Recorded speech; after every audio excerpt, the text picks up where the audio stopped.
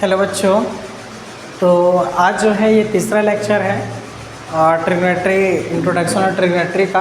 तो हम लोग इस तीसरे लेक्चर में ये जानेंगे कि जो हम लोग ट्रिग्नोमेट्री रेशियो पढ़े थे sine theta equal to P by H और cos theta equal to B by H, इन रेशियोज को हम लोग किस तरह से याद करेंगे थोड़ा शॉर्टकट में और कैसे याद रखते हैं उसके ऊपर बात करेंगे। और इसका जो यूज़ है एप्लीकेशन ऑफ जो ट्रिग्नोमेट्री रेशियोज है उनका उपयोग कैसे करेंगे, उन बातों पे हम लोग यहाँ पे चर्चा करेंगे।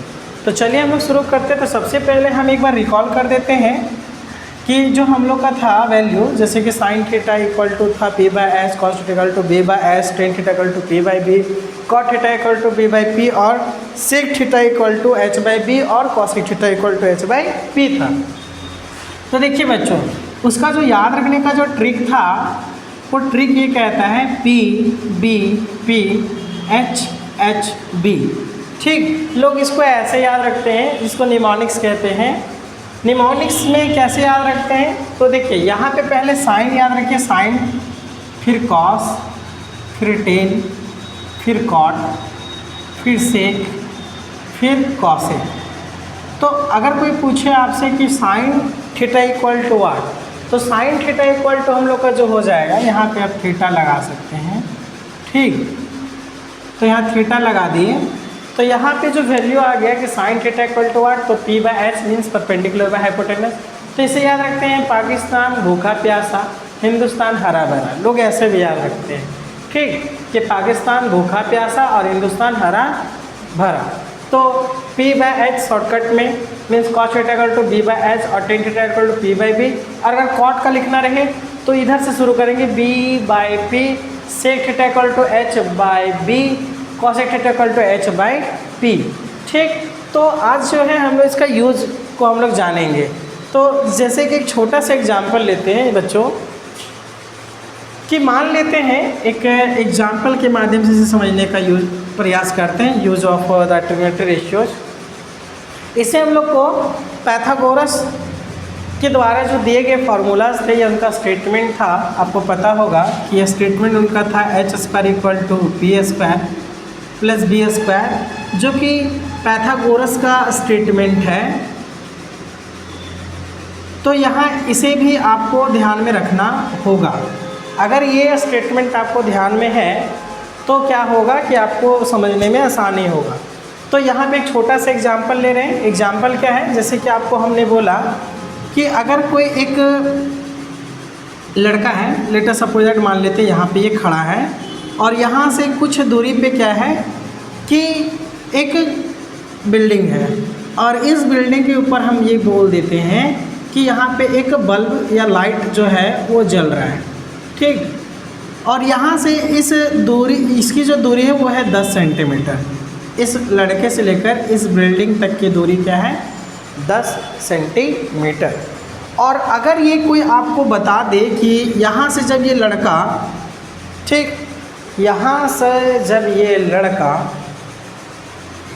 किसी भी चीज़ को देख रहा है, मीन्स बिल्डिंग के उस छत पे लगे हुए लाइट को देख रहा है, और अगर आपसे ये कोई पूछ दे कि चलिए ये बताइए कि यहाँ पर इसका जो वैल्यू दिया गया है वो भी है इस बिल्डिंग का हाइट 10 सेंटीमीटर। ठीक, तो अगर आपको पूछ दे कि यहाँ से बिल्डिंग की दूरी थी 10 सेंटीमीटर और फिर यहाँ से इस बिल्डिंग की ऊंचाई थी 10 सेंटीमीटर, मीन्स ज़मीन से दोनों का दूरी वही मान लिए हैं। तो आपसे कोई पूछ दे कि बताइए कि उसके आँखों से देखे जाने पे लाइट की दूरी क्या होगी, तो आप क्या करते थे कि आप ये यहाँ पे खड़ा है, मीन्स देख इधर रहा है, तो अगर यहाँ से ये बंदा देख रहा है तो ये हमारे लिए हो जाएगा परपेंडिकुलर और ये हम लोग के लिए हो जाएगा क्या, बेस। तो अगर आपको पूछते हैं कि इसका यहाँ पे लाइन ऑफ साइट इसको बोलते हैं हम लोग, बट अभी आप ऐसे नॉर्मली जानिए कि इसकी दूरी क्या है, तो आप सिंपल क्या करते हैं, पाइथागोरस का फॉर्मूला यूज करते हैं। P का मान था 10 का स्क्वायर और ये 10 का स्क्वायर, तो आ गया एच स्क्वायर इक्वल टू 10 का स्क्वायर 10 का, तो ये हो गया 100, या 100, ये हो गया 200 एच स्क्वायर। फिर h इक्वल टू हो जाता रूट अंडर 200, और 200 को जब सॉल्व करते हैं तो हम लोग का कुछ ऐसा मान आता है, क्या होता है, इसको अगर इसको फैक्टराइज करते हैं, इसको बाहर करने के लिए क्या कीजिए, आपको एक यहीं पे रूल बता दें, फैक्टराइज कर दिए 200 बार में, फिर 2 किए 50 बार में, फिर अगर इसको 2 से किए थे 25 बार में, और ये 5 से कहते हैं 5। तो देखिए यहाँ पे 5 का कॉमन मिल रहा है 2 का, तो यहाँ 2 और यहाँ पे 5, तो 5 2 जा 10 और ये √2 रह जाएगा अंदर, मीन्स यहाँ पे लिखेंगे 10 √2 अंदर। तो आगे ये h का मान कि यहाँ से लेकर के इस छत पे जल रही लाइट की जो दूरी थी वो था 10√2 सेंटीमीटर। ठीक है बच्चों, बट यहाँ पे ये है कि हमें जो है वो इस ट्रिग्नोमेट्री रेशियोज़ का प्रयोग करना है और उसके वैल्यूज़ के अकॉर्डिंग हम लोग को क्या करना है कि हम लोग को नेक्स्ट अदर इस राइट एंगल ट्रायंगल के साइड्स को फाइंड करना है। ठीक बच्चों, तो जैसे कि हमने आपको बोल दिया कि एक ट्रिग्नोमेट्री रेशियो आपको दे दिया कुछ ऐसा, इसको मिटाते हैं। ठीक, जैसे कि हमने आपको एक ट्रिग्नोमेट्री रेशियो दे देते हैं, कभी बोल दिया कि चलिए आपको किसी क्वेश्चन में लिखा हुआ मिल गया ऐसा, क्या मिल गया, कहीं बोल दिया कि साइन थीटा इक्वल टू बोल दिया कि 3/4 ये रेशियो दिया गया है, और बोल दिया कि फाइंड द अदर साइड्स या find the other trigonometry ratios.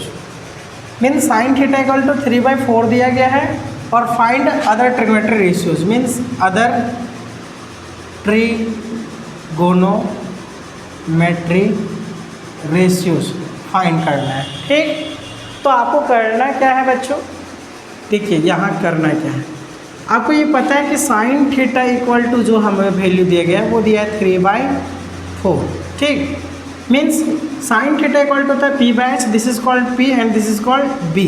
इसका मतलब ये है कि अगर यहाँ थीटा है तो अगर हम लोग का थीटा यहाँ पे हो, यहाँ a नाम देते हैं, यहाँ b नाम देते हैं और यहाँ c, तो अगर यहाँ पे थीटा a मान लिए तो a के सामने वाला ये परपेंडिकुलर ये 3 हो गया और ये हम लोग का 4 हो गया। ठीक, 3 और 4, ये 3 और 4 जो है बच्चों वो रेशियो में दिया गया है। ठीक, तो हम क्या करते हैं इसे रेशियो में ही सॉल्व कर देते हैं, इसे नंबर में नहीं बदलते हैं। रेशियो और नंबर में क्या डिफरेंस बच्चों, देखो रेशियो क्या आता है, रेशियो जो होता है वो स्मॉलेस्ट फॉर्म होता है, स्मॉलेस्ट फॉर्म होता है किसी भी नंबर का। ठीक, स्मॉलेस्ट फॉर्म होता है, जैसे कि कहीं पे आपको लिख दें 40/20 लिख दिया, तो आप क्या करते हैं ऐसे काट दिए, ये ऐसे कैंसल आउट हो गया, तो आप बोलते हैं कि सर ये आ गया 2:1 या फिर बोलते हैं 2/1। तो ये क्या है, रेशियो है किसका, 40/20 का।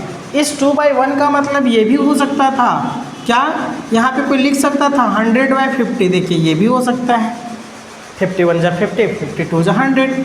देखिए तो ये जो रेशियो होता है किसी फिक्स्ड वैल्यू को रिप्रेजेंट नहीं करता है, बट हमें क्या करना होता है, इस रेशियो को एज इट इज़ अगर हम लोग सॉल्व कर देते तो हमें एक रेशियो ही मिलेगा।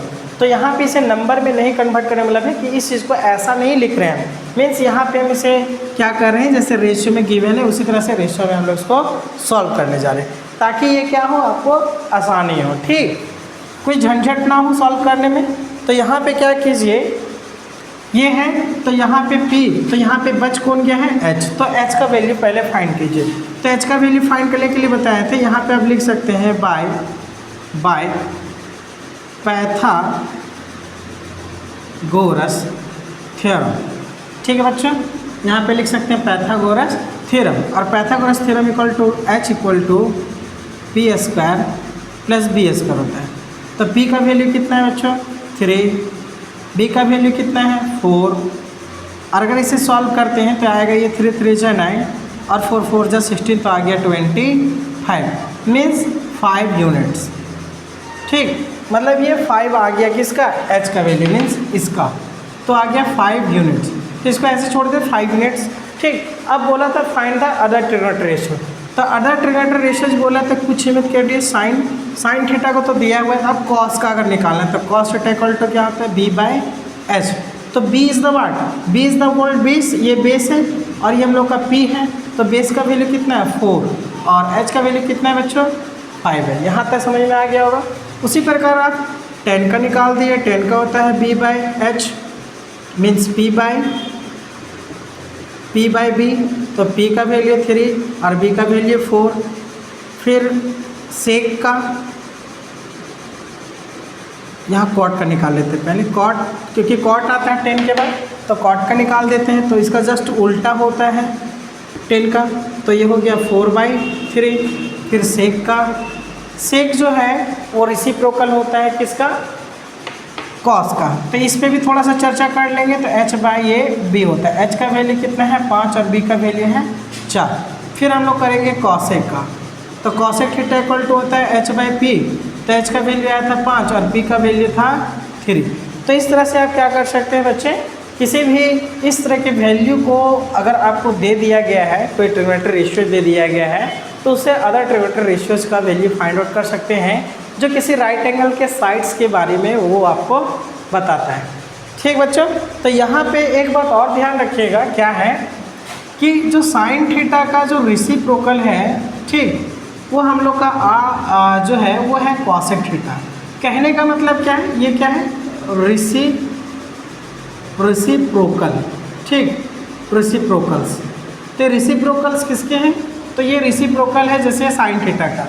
रेसिप्रोकल कहने का मतलब है कि साइन थीटा और कॉसेक थीटा एक दूसरे के जस्ट रिवर्स है। मीन साइन थीटा का होता है P/H, तो वहीं पर जो है कॉसेक थीटा का हम लोग कहा जाता है H/P, इसलिए ये इसका रेसिप्रोकल है। सेम टू सेम जो है वो कॉस थीटा का है हमारा सेक थीटा रेसिप्रोकल, और थर्ड जो है वो है टेन थीटा का जो रेसिप्रोकल है वो है कॉट थीटा। इस बात को भी ध्यान में रखेंगे। ठीक है बच्चों, तो जो हमारा जो पिछले वीडियोज़ में जो रेशियोज़ के ऊपर बात किए थे उसका ये छोटा सा यूजेज है। ठीक, तो ये उम्मीद करते हैं कि ये जो है आपको ये समझ में आया होगा कि इसका किस तरह से हम लोग यूज करेंगे।